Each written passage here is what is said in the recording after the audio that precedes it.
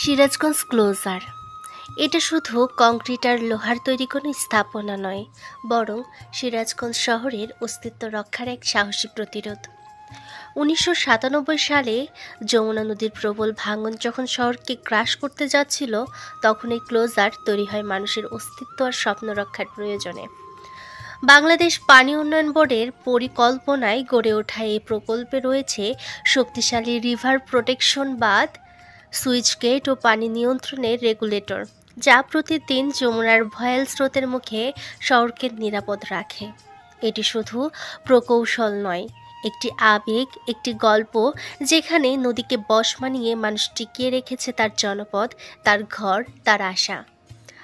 আজকের সিরাজগঞ্জ ক্লোজার যেন যমুনার পাড়ে দাঁড়িয়ে থাকে এক নীরব প্রহরী, যে শুধু শহর রক্ষা করে না, একটি প্রজন্মের জীবনের সাথে জড়িয়ে থাকে চুপচাপ, অবিরত।